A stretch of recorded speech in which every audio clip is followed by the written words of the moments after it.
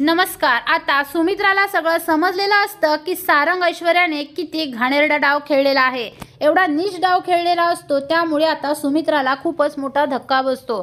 शेवटी आता सुमित्राला समजतं की त्या स्पर्धेमध्ये लकी ड्रॉच्या बॉक्समधून जी चिठ्ठी काढायची होती ती चिठ्ठी ऐश्वर्याला काढायला सांगतात आणि शेवटी देवी आईच्या कृपेने ती चिठ्ठी ऐश्वर्या जानकी आणि ऋषिकेशच्याच नावाची काढते।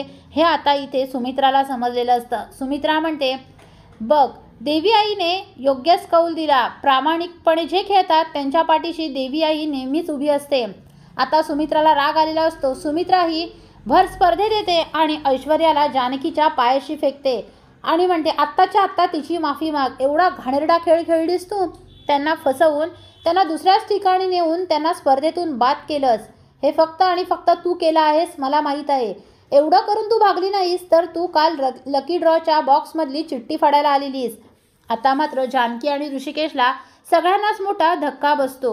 ऋषिकेश येऊन तर ऐश्वर्याचं थोबाड पडतो आणि म्हणतो, तुझी एवढी हिंमत, एवढ्या खालच्या पातळीला तू गेलीस, एवढा नीचपणा केलास आणि आम्हाला तू या स्पर्धेतून बाद करण्यासाठी एवढा घाणेरडा डाव खेळशील असं कधी वाटलं नव्हतं। जानकी म्हणते, अहो ऋषिकेश, कोण आहे समोर विचार करा ना।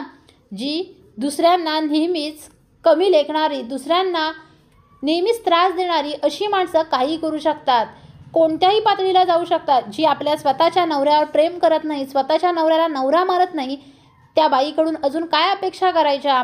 सुमित्रा म्हणते, ऐश्वर्या, आत्ताच्या आत्ता जानकी ऋषिकेशची माफी माग, नाहीतर मी जजेसना सांगेन की या बाईला आत्ताच्या आत्ता या स्पर्धेतून बाद करा।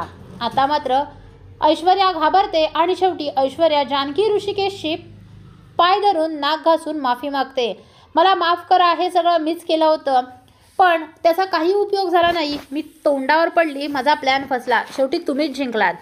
आता ऐश्वर्या माफी मागून उठते आणि जानकी म्हणते, शेवटी काय झालं बघितलंस ना, पडलीस ना तोंडावर, तुला बोलले होते असे नको नको ते उपद्व्याप करू नकोस, प्रामाणिकपणे खेळ। अगं, प्रामाणिकपणे जर तू खेळून जिंकली असतीस ना तर मला खूपच आनंद झाला असता, पण आता नाही। तू आता आम्हाला या स्पर्धेतून बाद करण्यासाठी एवढा घाणेरडा डाव खेळलास, आता नाही। आता मी तुझी कशी वरात काढते ना बघ, आता तुझे कसे 12 वाजवते। जानकी ऋषिकेश हातात हात धरतात आणि म्हणतात, आता ऋषिकेश, हिला आता आपण जिंकून दाखवायचं। हिच्या नाकावर टिचून आपण ती ट्रॉफी आणि ते 25 लाखाचं बक्षीस घ्यायचं। तेव्हा सुमित्रा म्हणते, असंच होणार आहे जानकी, आणि मी तुझ्या पाठीशी आहे आणि देवी आईचा आशीर्वाद देखील मी तुझ्यासाठी प्रार्थना करेन। आता मात्र ऋषिकेशला सुमित्राचं बोलणं ऐकून खरंच खूपच बरं वाटतं। सारंग तर हादरून जातो, म्हणतो, आई काय करतेस तू, हे काय बोलतेस, मी तुला काय बोललो होतो घरात। तेव्हा सुमित्रा म्हणते, गप्पा बस, जास्त बोलू नकोस, हे सगळं तुझ्यामुळे झालं आहे। बायकोला ताब्यात नाही ठेवता आलं, त्यामुळे तुझी बायको अशी सैरभैर करत आहे आणि तू तिला साथ देत आहेस। जेवढी ती चुकली आहे, जेवढं तिने पाप केलं आहे ना, तेवढ्या पापाचा तू देखील वाटेकरू आहेस। एक गोष्ट लक्षात ठेव, करावं तसं भरावं, त्यामुळे तुम्हाला ही शिक्षा मिळत आहे। तुम्ही हरलात ना तर मला अजिबात दुःख होणार नाही, कारण तुम्ही लबाडीगिरी केली त्या स्पर्धेत। जर सौमित्र अवंतिका हरले ना तर खरंच मला दुःख होईल, पण माझे जानकी ऋषिकेश जिंकले तर मला खूप खूप आनंद होईल। आणि आता जानकी ऋषिकेश सुमित्राच्या पाया पडतात, तिचा आशीर्वाद घेतात आणि पुढच्या स्पर्धेला खेळायला सुरुवात करतात। तर आता जानकी ऋषिकेशला देवी आईचा, सुमित्रा आईचा आशीर्वाद मिळालेला आहे, त्यामुळे ते दोघं खुश असतात आणि त्यांना माहीत असतं की आपणच जिंकणार म्हणून त्यांचा स्वतःवर विश्वास असतो। आता सारंग ऐश्वर्याचे तर चांगलेच धाबे दणाणलेले आहेत। पुढील अपडेट पाहण्यासाठी व्हिडिओला लाईक आणि चॅनलला सबस्क्राईब करायला विसरू नका। थँक्यू।